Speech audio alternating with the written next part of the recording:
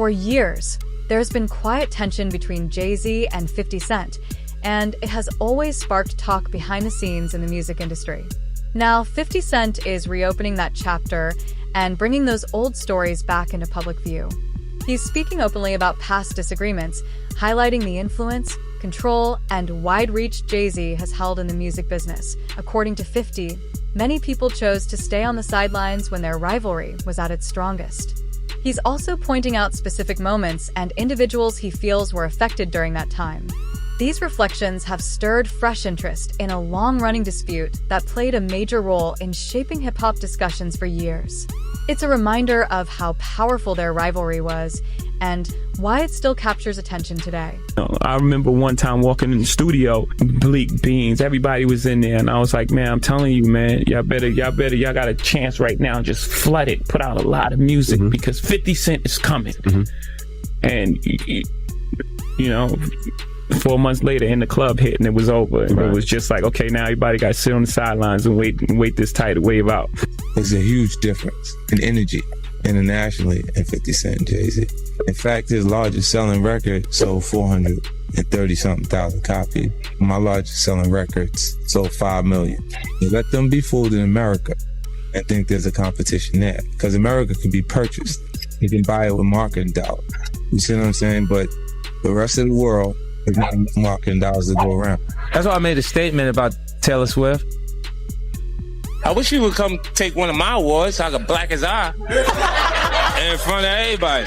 And Jay disagrees. I want everyone to be clear. No one's scared of 50 Cent. Does that bother you? Does it bother you? No, it doesn't bother me. It's just his choice. Why would you have to make that clear when no one's ever asked me if I'm afraid of Jay-Z? The public is responding to his punk presentation. It's not 50 Cent. I don't have a problem with him. Kanye would not take a trophy from me. Neither Jay-Z. Right. Neither one of them. What would you have? For a long time, people in the music world have whispered about quiet tension behind the scenes when 50 Cent was added to the Super Bowl performance. Some believe Jay-Z wasn't fully supportive at first, and that Eminem personally stepped in to make sure 50 was included.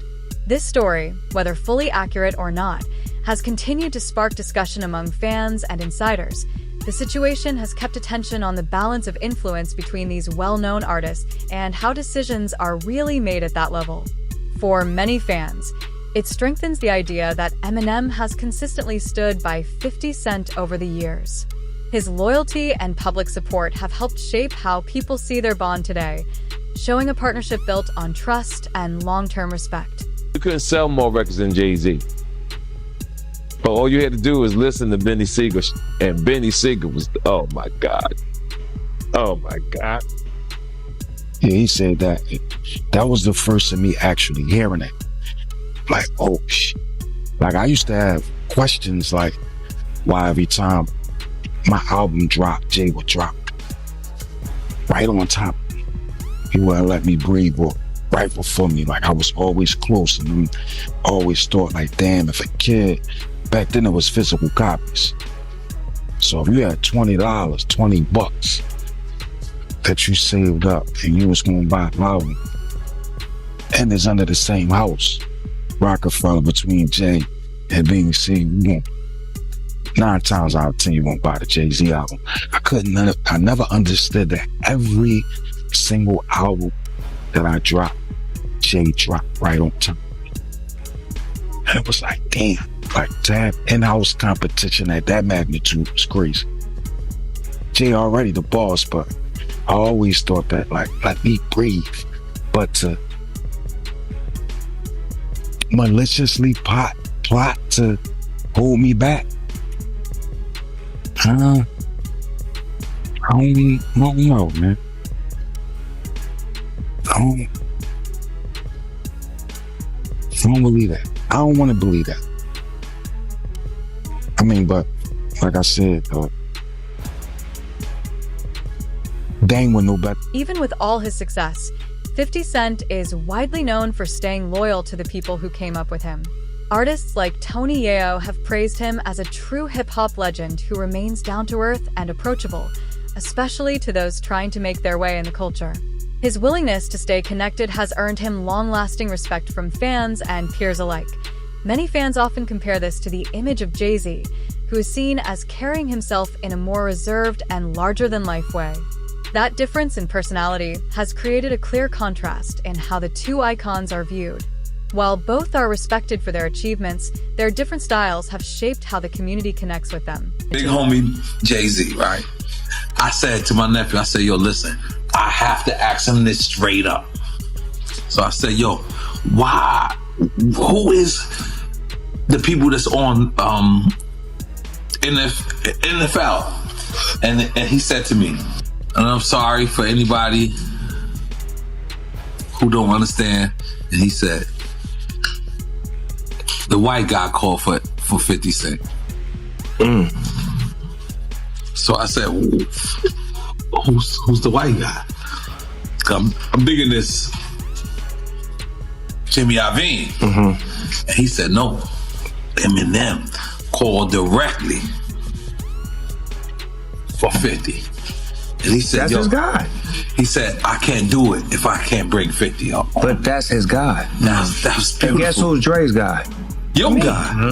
Jay-Z has long been viewed as a smart, business-focused thinker, with some critics believing that many of his decisions are aimed at growing his influence and control in the industry. His supporters, however, say his success comes from talent, hard work, and staying consistent over time. They see his rise as earned rather than planned. Over the years, a few voices in the music world, including 50 Cent, have questioned the carefully polished image around Jay-Z's partnership with Beyoncé, suggesting it is tightly managed behind the scenes. Even so, fans continue to see them as one of music's strongest and most successful pairings. Jay-Z's frequent presence at major events like the Grammys has kept conversations going about how carefully he builds his legacy. Many believe he is deeply focused on protecting his image and maintaining a powerful, untouchable position in the industry. But you know what I like about 50? 50's on a whole nother level, but he's still approachable. You still get to meet the people and you know, Jay got to remember the people that made him. You know, I'm not saying I don't got respect. I respect Jay-Z, 50, used to respect, you know, Diddy, but all that crazy shit going on. But, you know, I always respected them because I looked at, for New York, those were like the guys. You know what I'm saying? The guys with the most money and the most influence. So with Jay is like, when the last time you haven't seen Jay, so I think people are just gonna say that. You know what I'm saying? But for me, I mean, Jay, you know, you gotta remember, he didn't want 50 at the Super Bowl. That was crazy. I'm like, wait, Jay didn't want 50 at the Super Bowl? You know that? Yeah, he didn't want. I remember Eminem pushed for it. That was some hated. Yeah, I remember Eminem was like, I'm not gonna do it unless 50 does it. I heard that. Yeah, but I didn't know that Jay was trying to stop it. I don't think Jay. I don't know. 50 never told me that, but I don't think Jay wanted him there. I don't know. Because of what? Some of the. I mean, you know, it's competition. You got to think. 50 always been competition for Jay. Remember, I'm about $1. What the 50 Cent? That was a long time ago. That was what 9. What was that? 9? But after that, they did a song together. Remember the whole 50 was always competition for.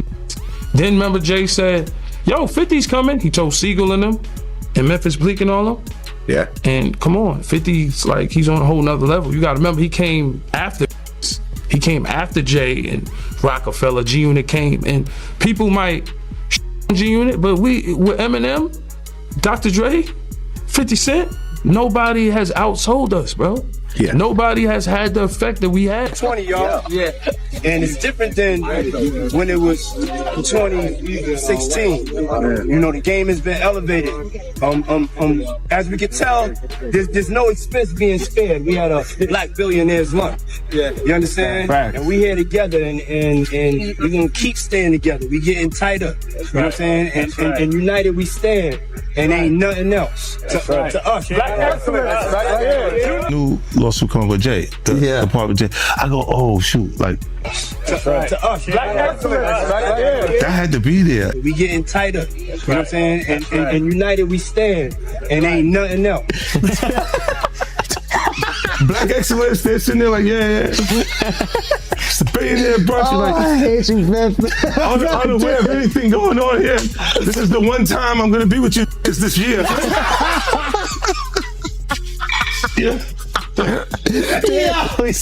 Come on, bro. For years, people in the industry and among fans have speculated about Jay-Z and Beyoncé's relationship.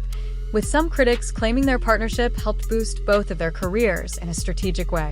Fans strongly disagree, saying their connection is real, strong, and built on mutual respect. This difference in opinion has kept the conversation going for a long time. There have also been public rumors about Jay-Z's loyalty, mostly pushed by tabloids and online talk, though none of these claims have ever been proven. Similar discussions have popped up when people look back at the early days of Rihanna's career, especially around how new artists are introduced to the industry. These talks often focus on influence and power during those early stages. While such stories continue to circulate, they remain part of the speculation and storytelling that frequently surrounds well-known figures in entertainment. When he signed that contract, the marriage contract, he got trophies. Now those trophies. Trophies came rolling in, buddy. He started getting Grammys left and right, man. I mean, look, if you look at his career, Wow. You're gonna let him say that? Jay was getting Grammys.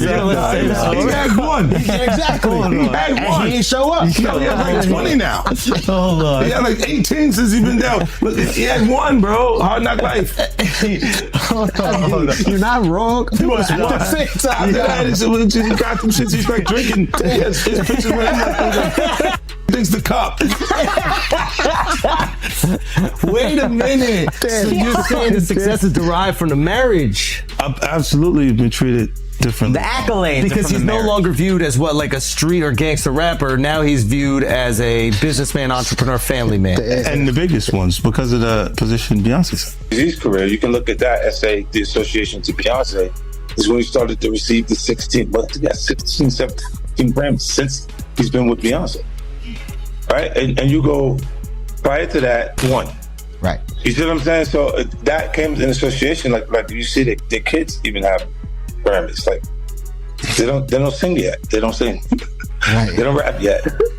And they already have Grammys and shit. So it's like they give them this trophy so we secure that they're coming to the award show. It meant that much to the culture that they just gave them. Why are you so on top of the business side of Jay-Z? You know what I'm saying? Some people like to just be an artist. Yeah, I was actually forced to be an artist and a businessman because when I tried to get a deal, I couldn't get a deal, so I had to create Rockefeller Records. We actually created Rockefeller Records from nothing. And, so I was forced to know both sides of the... Jay-Z once made headlines after being involved in an incident with music executive Lance Rivera at the Kit Kat Club in New York, which drew major media attention. This became one of the most talked about moments in the early part of his career. He later accepted responsibility through a legal plea, closing that chapter. Even today, it's often mentioned when discussing his rise, highlighting the challenges he faced on his way to becoming a music icon. Diva Rihanna. Mm-hmm. She's from Barbados? Yeah. Okay. Okay, she's Bayesian. How did you come in contact with her? I mean, did you fly over there? No, Jay Brown had actually bought me the song. She has a song right now, and it's I wouldn't say massive because of her roots, but she has this outrageous song called Pawn the Replay. Mm-hmm. And he played that song for me, and I was scared. I was like, that song's too big for her. You know what I'm saying? Like, a new artist, when a song is that big, it's it's hard to come back from. And I don't sign songs, I sign artists. Okay. You know what I'm saying? Why don't you break down the difference between that? Because the viewing public might not understand that. Some people chase the hot song for a minute, and then they sign, based on the song. I want to sign it based on an artist, based on or based on the swagger, based on the level of talent, based on the writing, so I was a little reluctant when I first heard the song, and then he kept going. Jay Brown, he kept being persistent. I was like, bring her by.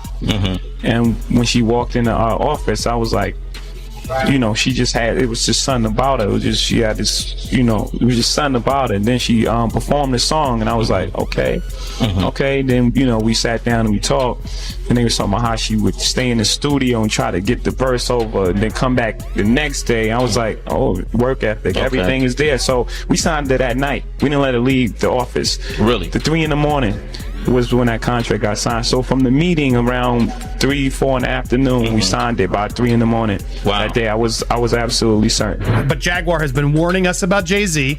Jay-Z has now had an official lawsuit. It's everywhere. It's now being talked about louder than ever. I guess, does that give you some peace to know that people are finally really questioning this man? It's emboldening me. I spoke on Piers Morgan. I said that I had 3 victims that I've been working with, victims of the Carters, that were ready to come forward.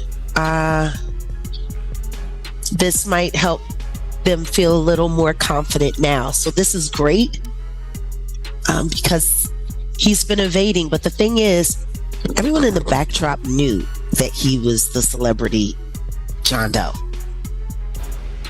Everybody knew that. They knew it when I did Piers Morgan. Is Beyonce celebrity B? I hope to God not. But she was around. And she's very... she's got enough on her plate. After everything that happened with the election and everything that's happening right now, I'm not going to dump on that woman. She got better fish to fry. Well, what I will say is that her husband, she knows exactly who he is. Yeah. She knows. She knows. To Def Jam. She was an innocent baby when she came over here. And look at her now. 14 going on 15 years old. Flown over without parental supervision in a private plane by a man who was supposed to be a producer who auditioned her at 3 a.m. in the morning in a hotel room. Auditioning at 3 a.m. in the morning, a 14-year-old girl. She was flown to another country. She was taken to Def Jam headquarters. She was left in a conference room alone with Sean Carter for nearly 6 hours alone with no parental supervision. Her father collected a $500,000 check. She has the fastest inked deal in Def Jam. Over time, Jay-Z has spoken publicly about past challenges in his relationship with Beyonce, which sparked widespread discussion and curiosity about their private life. Interest in these conversations increased after footage from the 2014 Met Gala after-party surfaced, showing Solange confronting Jay-Z while Beyonce stayed calm beside them. The clip quickly fueled ongoing debates about their family dynamics and what may have caused the tense moment. Fans and media alike continue to analyze the incident, keeping it as a frequent topic whenever their relationship comes into the spotlight.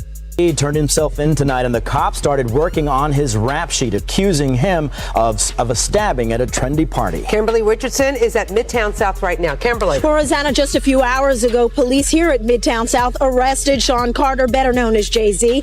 The rap star voluntarily turned himself in here at the precinct earlier this evening. Now, Carter is being held here in connection with that stabbing fight that erupted at the Kit Kat Club last night.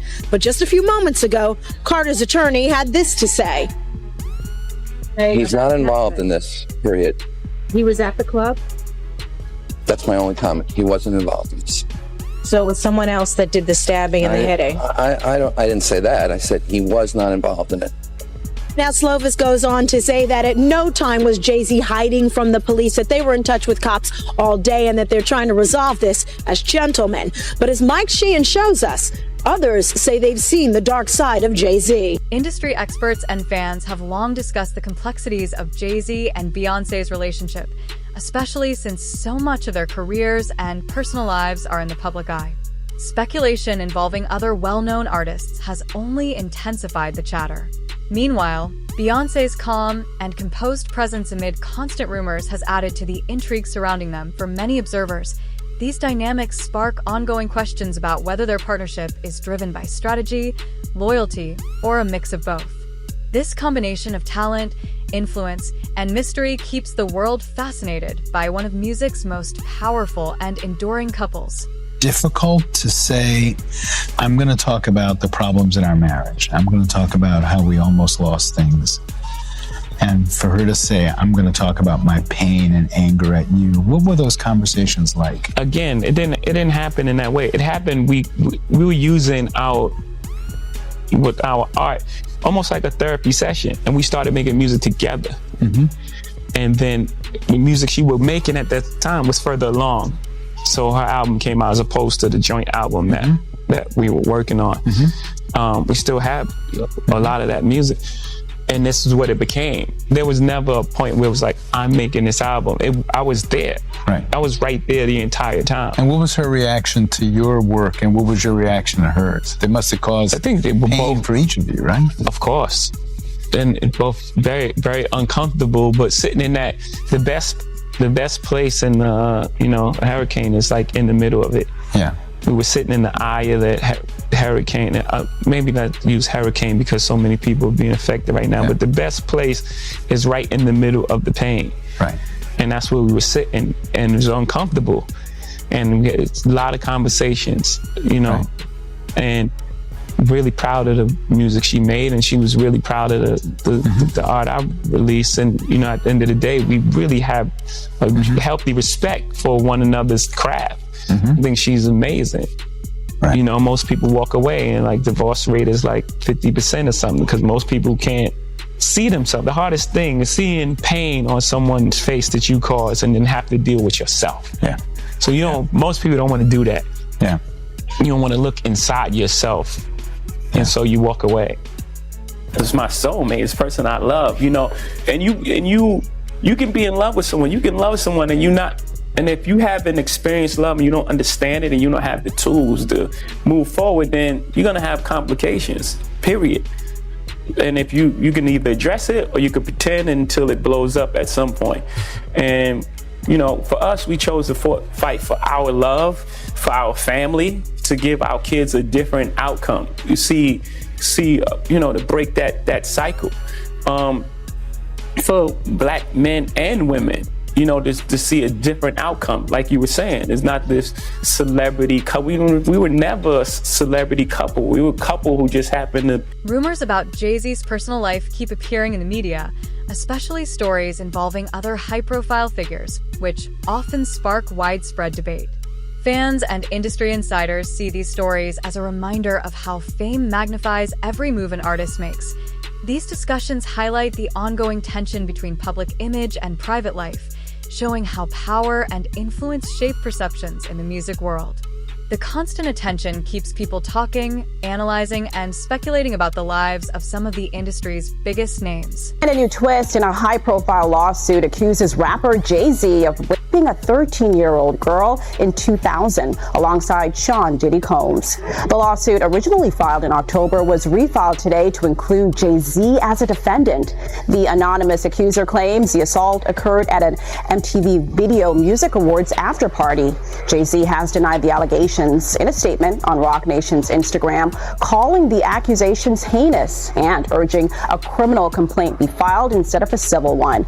He also criticized the attorney behind the lawsuit, Tony Busby, accusing him of exploiting the case for. A recent legal filing has drawn significant attention by adding Jay-Z to a lawsuit that was first submitted in October, involving claims related to an MTV Video Music Awards after-party back in 2000. Jay-Z has strongly denied the allegations, calling them false, and insisting that any proper investigation should follow criminal procedures rather than civil lawsuits. He also criticized the lawyer handling the case, suggesting the situation is being used for personal gain. The filing has sparked renewed discussions about high-profile legal battles in the entertainment industry and highlighted the intense scrutiny public figures face when serious claims emerge. Worried that if you throw little and you don't throw out allegations, but like you kind of poke fun at them. You just ask questions. You're not worried that it comes back your way? Like people dig up your past and try to pull stuff up? I don't got that in my past. I'm not. Everybody got a little bit. Look, like, I took. Not that it's real enough. I took a pill, but it was for me to perform better. For her to remember, buddy. I didn't give her a drink so she forget what the happened. What the is going on here, bro? Yes, I took the drink. I gave me the drug to perform. So she can remember and possibly love me for that. Did it work? What the this is, yo, bro, look, I'm doing pretty good. Doing pretty good. You know what I mean? Like, but I'm just saying, this is the opposite of normal shit that we're talking about, bro. That is why. I don't know why it's so hard for people so just for to people to feel like shit is you weird. would have something or you would have reserved energy because you feel like you was doing it too. This is people that are looking on separation between their hardships or their the things that they got going on, there would be issues, and what a celebrity's issues would be. Wait, what is that? They think all celebrities are doing the same thing. Yeah. Right, and when you see, if I wasn't saying anything, guess what? You could safely say that a person on the outskirts that is not involved in hip-hop culture could think that everybody in hip-hop culture is... While many in the music industry prefer to stay silent, 50 Cent has never shied away from speaking his mind. On a recent episode of the Flagrant podcast, he criticized the culture of secrecy and influence in the business, pointing out that a lot of people remain quiet to protect their own reputations. His candid remarks bring attention to the ongoing tension with Jay-Z and highlight the larger power dynamics, hidden alliances, and unspoken conflicts that have shaped hip-hop conversations for years. By speaking openly, he keeps these important discussions alive and reminds fans how much influence behind-the-scenes relationships have in the industry. Look, Jay-Z and them was putting it together. So I think they still harbor some energy towards me. You think you were purposely left out of the ad? No. I don't think. I think that they were saying the NFL had some issues with me that I don't know what those issues are. Like, what is the issue? You see what I'm saying? Like, and I with M, because like with Nori was, he had communication. He said, yeah, I talked to the big homie. He was saying, told Jay, he was telling me, you know, the white boy wouldn't do the truth without fit, right? And I'm like, that's when I start saying crazy stuff, because I look and I go, oh, that's your big homie, right? And so he imaged himself after a gay painter. The big homie want to look like a gay painter. What are we talking about here? We're talking about Basquiat. He wants to look like a gay painter.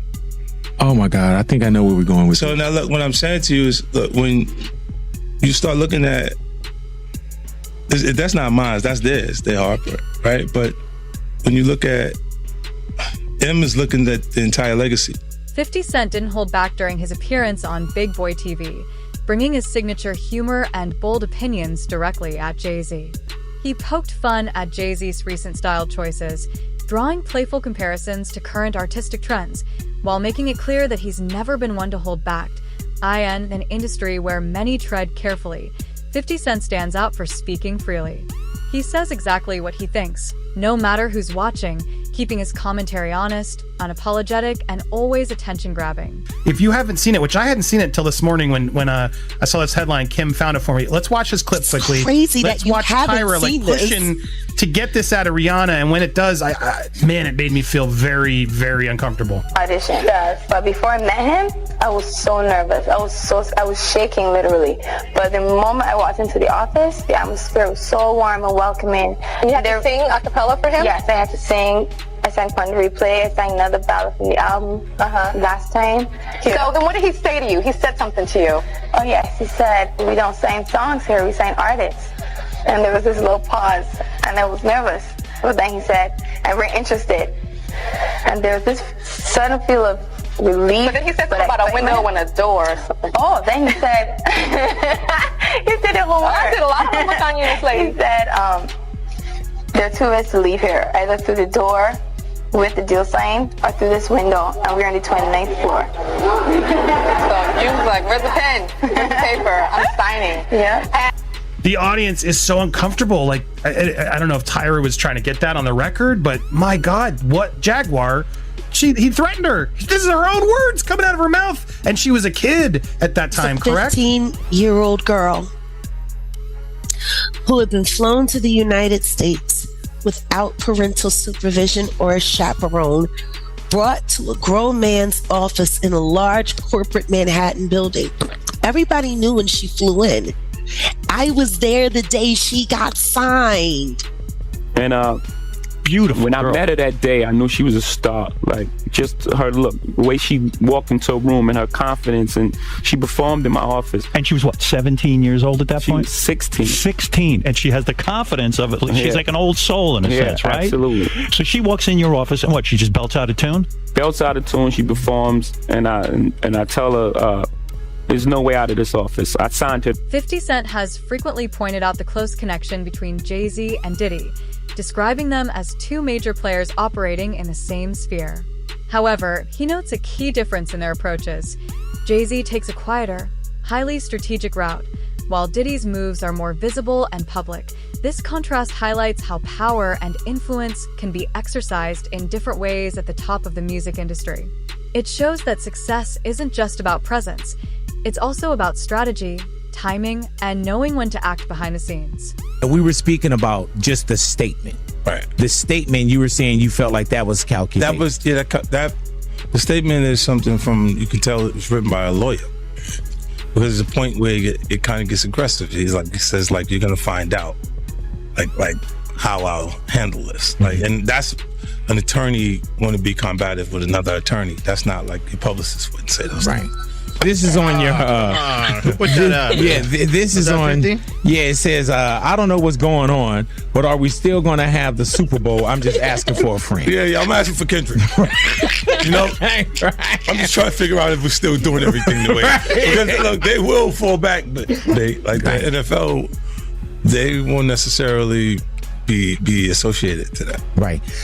Why do you not insert yourself, but you're on top of every topic, right? Yeah. I'm just watching. I'm participating. I'm being part of culture. I'm just telling my opinion. Right. Look, because you're part of the culture. Like I can't say anything now. I'm out of it. I'm like I'm going to Dre's studio and just sit with Dre alone. Right. And then, maybe I stay out of trouble. For years, there's been quiet tension between Jay-Z and 50 Cent, and it has always sparked talk behind the scenes in the music industry. Now, 50 Cent is reopening that chapter and bringing those old stories back into public view. He's speaking openly about past disagreements, highlighting the influence, control, and wide reach Jay-Z has held in the music business. According to 50, many people chose to stay on the sidelines when their rivalry was at its strongest. He's also pointing out specific moments and individuals he feels were affected during that time. These reflections have stirred fresh interest in a long-running dispute that played a major role in shaping hip-hop discussions for years. It's a reminder of how powerful their rivalry was and why it still captures attention today.